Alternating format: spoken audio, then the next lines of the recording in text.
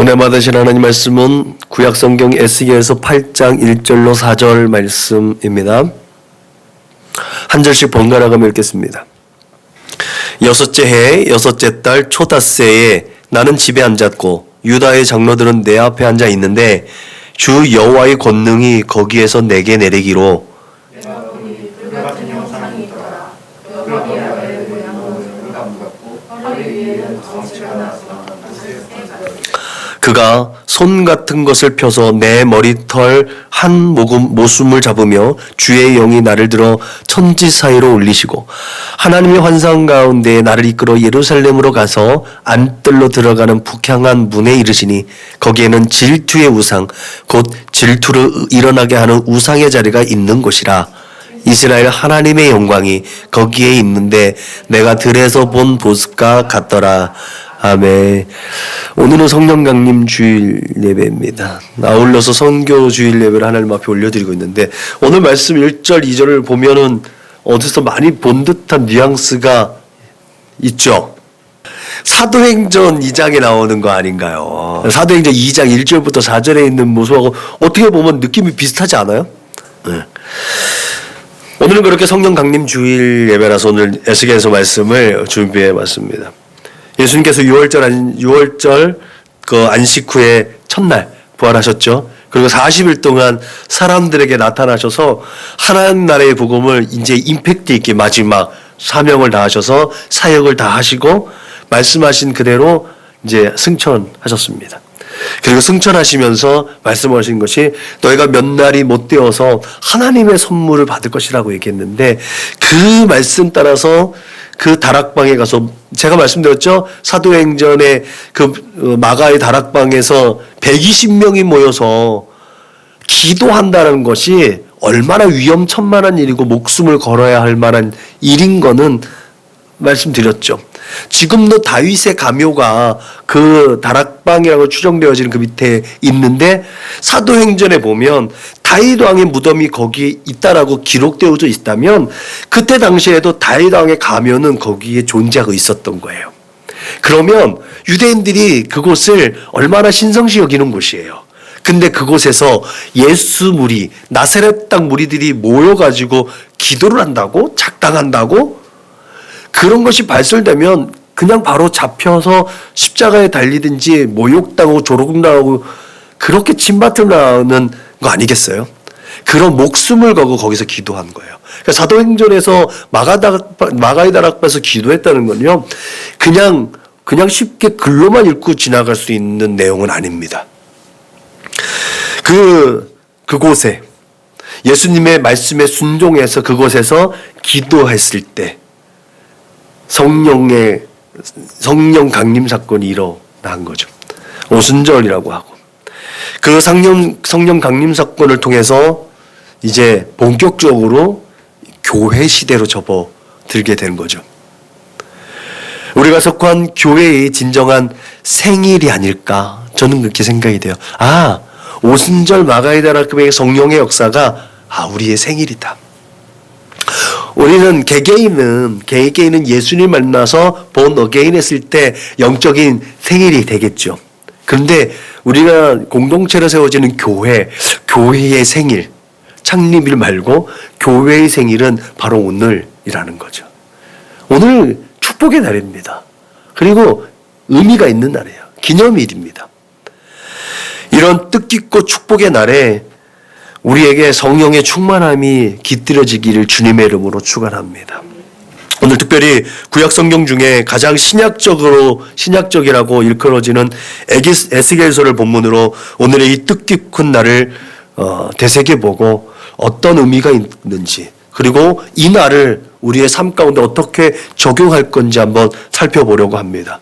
먼저는 에스겔을 통해서 공급해 주시는 하나님의 비전을 우리가 한번 살펴보려고 합니다. 오늘 말씀 가운데 유난히 눈에 들어오는 그 단어가 나오는데 결국은 3절에 나오는 하나님의 환상입니다. 하나님의 환상.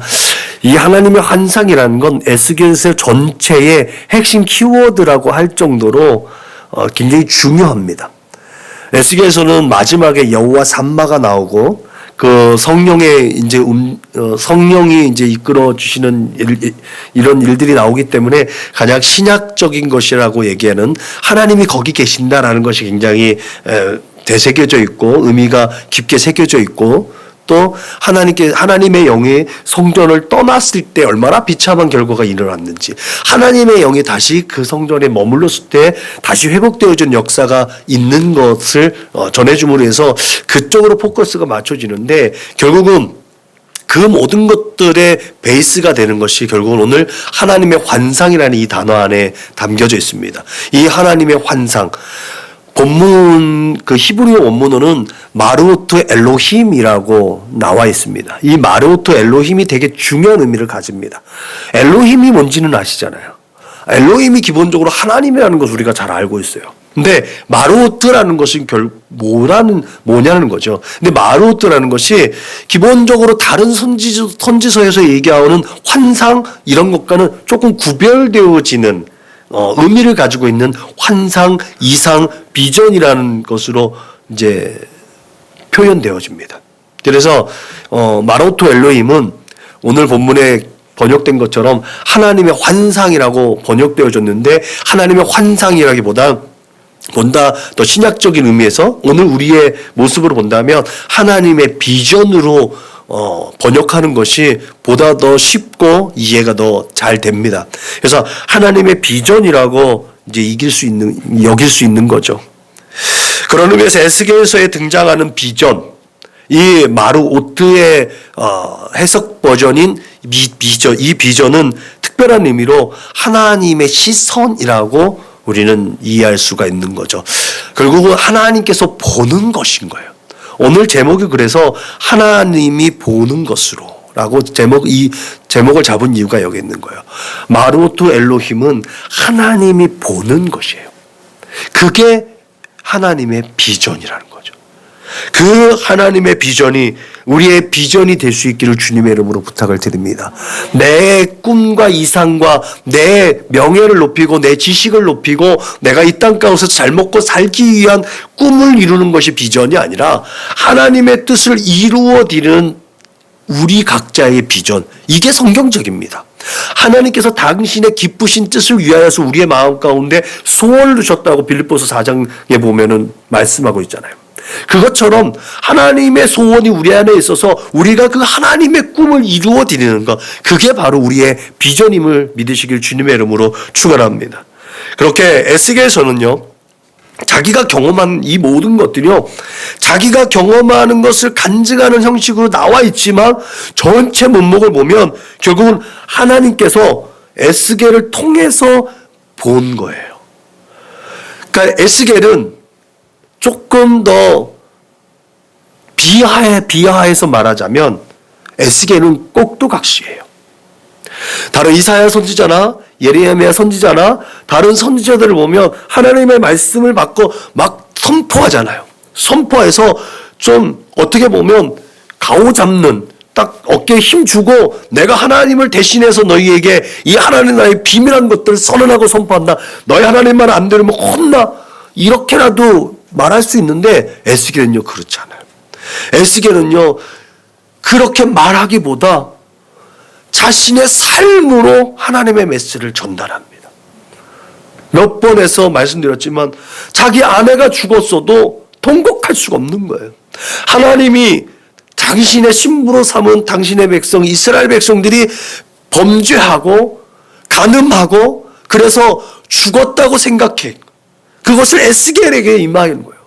에스겔의 아내가 죽었어도 통곡할 수가 없어요. 에스겔이 365일 동안 오른쪽으로 누워있다가 또 왼쪽으로 40일 동안 누워있는, 그렇게 1년이 넘도록 누워만 있는 사람, 그 불쏘시개로 음식을 해 먹어야 되는 그런 일들을요 에스겔은 그 몸소 삶을 통해서 하나님의 메시지를 전달합니다. 그래서 1인적인 자기의 개인적인 간증 같지만 결국은 하나님께서 직접 우리에게 메시지를 전달하고 있는 모습이 에스겔서의 모습이라는 거죠. 여러분, 그래서 그런 의미에서 우리가 품고 있는 비전은 하나님께서 나를 통해 역사하시도록 나 자신을 내어드리는 것으로 이해해야 할 수 있는 줄로 믿으시기 바랍니다. 바울이 이렇게 말했죠. 자신이 경험한 하나님의 나라, 내가 무익하나마 내가 부득불 자랑하노니 주의 환상과 계시를 말하리라. 그렇게 고백한 다음에 되게 궁금증을 자게 한 다음에 야, 이게 내 자랑이 될까봐 내가 그냥 말 안 할게. 이 정말 미치겠는 거 아니에요? 뭐가 얘기를 딱 들어서 궁금하게 해놓고 얘기를 안 한대요. 그렇게 고백한 다음에 자신이 낙원으로 이끌려가서 말로 표현할 수 없는 그 말들을 듣고 보았다라고 증언하는데 그걸 어떻게 표현할 수가 없는 거예요. 그래서 말을 못 하겠다는 거예요. 야, 내가 경험한 거 니들도 한번 경험해 봐라. 이게 바울의 마음이었던 것 같아요. 여기에서 환상으로 번역된 것이 비전이에요. 야, 하나님의 비전은 이렇게 이루어지는 거야. 내가 간절히 사모하면 하나님께서 하나님의 나라를 우리에게 보여주신다.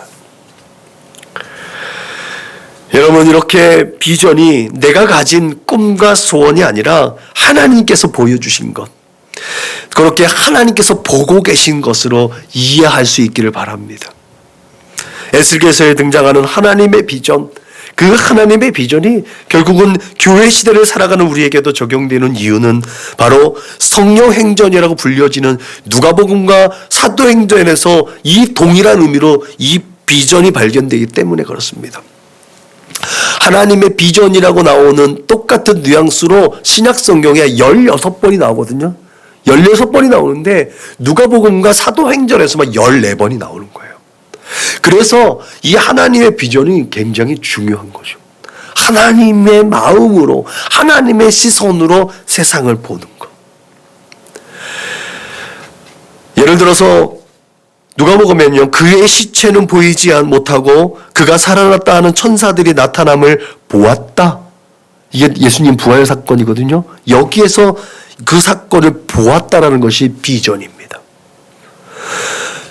사도행전의 2장 17절에 말세에 내가 내 영을 모든 육체에 부어주리니 너희 자녀들은 예언할 것이요 너희 젊은이들은 환상을 보고 너희 늙은이들은 꿈을 꾸리라고 했는데 여기에서 젊은이들 보는 환상이 바로 비전입니다. 이렇게 사도행전이 여전히 진행 중이라는 이 대전제 속에서 사명을 가진 우리에게 주는 메시지는 그래서 큽니다. 우리의 비전이 과연 어떤 것이냐? 예수님의 지상명령을 위임받은 그리스도인 모두는 사명자인 줄로 믿습니다. 그래서 사명자는 비전이 있는 사람입니다. 그래서 바로 우리가 비전이 있는 사람으로 살아가야 한다는 사실이죠. 비전 없이 살아갈 수 있는 사람은 안 된다는 거예요. 그러면 우리 모두가 하나님의 목적대로 우리 안에 품게 된 그 비전에 이끌려가는 축복의 사람들이 되어야 될 줄로 믿으시길 바랍니다. 결국은 하나님의 비전을 이루어 가다가 뒤돌아보면 할 수 있는 그 말이 뭐라고요? 나 된 것은 오직 하나님의 은혜로 된 것이라는 거죠. 내가 몸부림치며 산 것 같았는데 결국은 하나님의 은혜로 되어졌다라고 고백할 수밖에 없었던 그 원동력, 그 기초에는요, 하나님의 비전을 따라갔기 때문에 그렇다는 거죠. 나의 꿈과 소원과 비전을 이루어 나가다가 그것을 이루었을 때는 남는 게 없어요. 결국은 나만 있는 거예요. 그렇다면 이제 우리가 하나님의 비전을 품고 살아갈 수 있는 비결이 뭘까요? 하나님이 보는 것으로 보는 것이 비전이라고 했습니다. 그러므로 그 비전을 가진 자는 하나님의 마음으로 보는 사람입니다. 그렇기 때문에 무엇보다 중요한 것이 하나님의 영이신 성령이 충만해야 된다는 거죠. 하나님의 영이시고 그리스도의 영이신 성령, 그 성령이 진리의 영이시고 종말의 영이시기 때문에 성령을 통해 하나님의 비전을 깨달을 수 있는 줄로 믿으시길 바랍니다. 아니, 깨닫게 해주시는 것인 줄로 믿습니다. 우리 스스로 그것을 깨달을 수가 없는 것 같아요. 이것이 기초이고 이것이 바로 기본 그리스도인들의 기본 정서인 거죠. 그것이 충족되어졌을 때 내가 어디 가서 그리스도인이다. 내가 바로 사명자다. 내가 바로 정말 하나님의 거룩하신 뜻을 이루어드리는 종이다라고 말할 수 있지 않겠습니까? 그런 의미에서 성령이 임하여 주신다는 것은 하나님의 마음이 우리에게 임하여졌다는 뜻이기도 합니다. 하나님의 마음이 어떤 거예요? 결국은 하나님의 마음이 어떤 거예요? 하나님의 성품, 우리 하나님의 성품에 옷 입자고 그랬잖아요. 긍휼과 자비와 겸손과 온유와 오래 참음.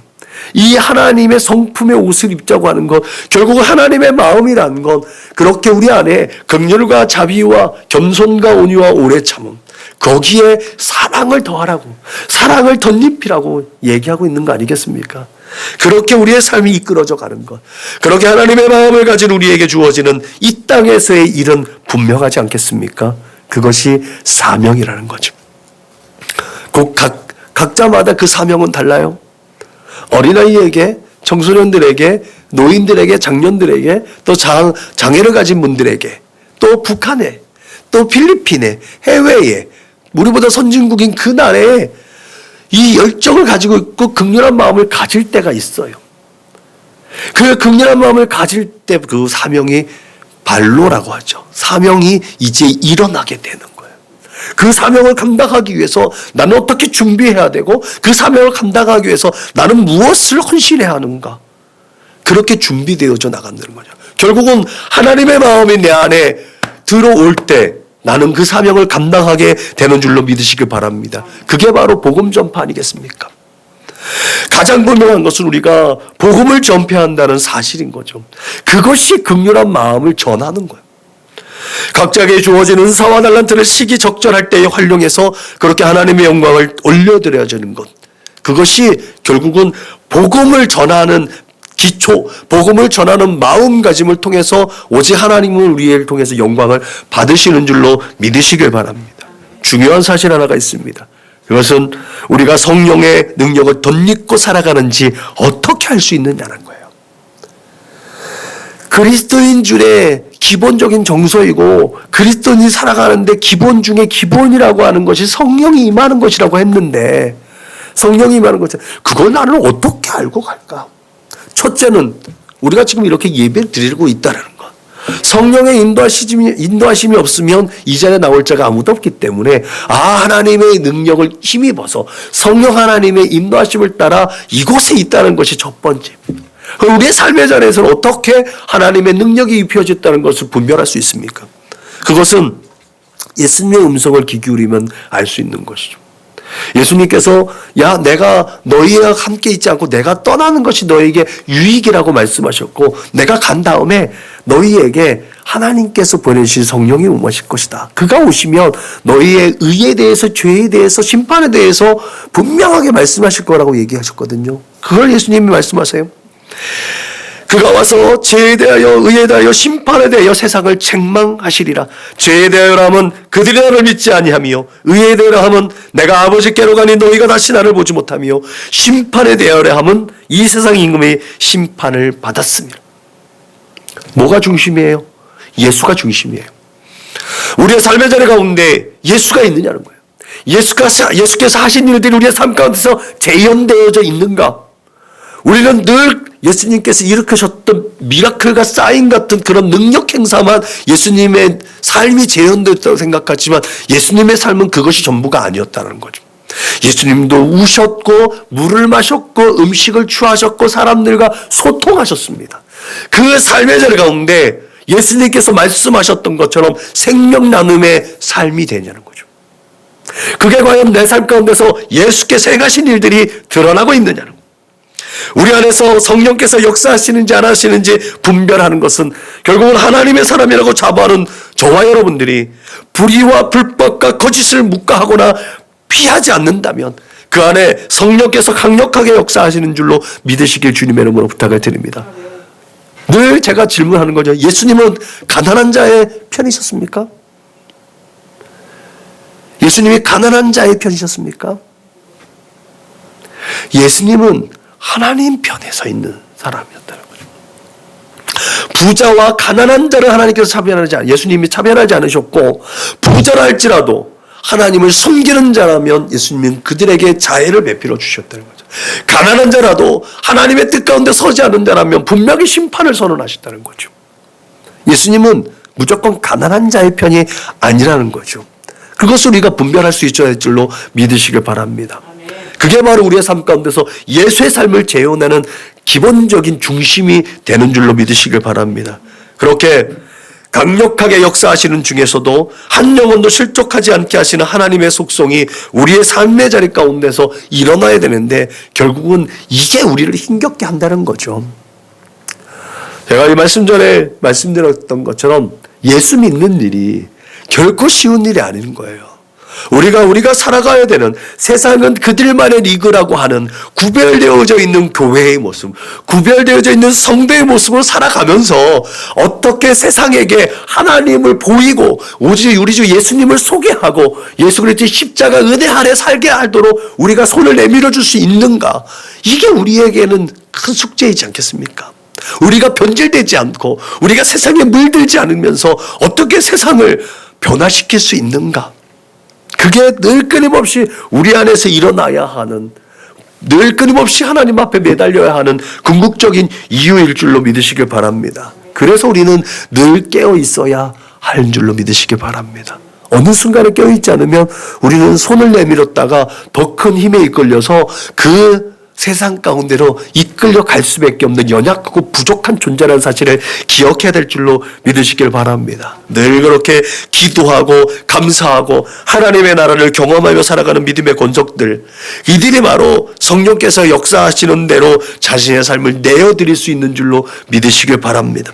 성경은 자녀들아 우리가 말과 혀로만 사랑하지 말고 행함과 진실함으로 하자. 이로써 우리가 진리에 속한 줄을 알고 또 우리 마음을 주 앞에서 굳세게 하리니 사랑하는 자들아 우리가 서로 사랑하자. 사랑은 하나님께 속한 것이니 사랑하는 자마다 하나님으로부터 나서 하나님을 안다라고 증언하고 있습니다.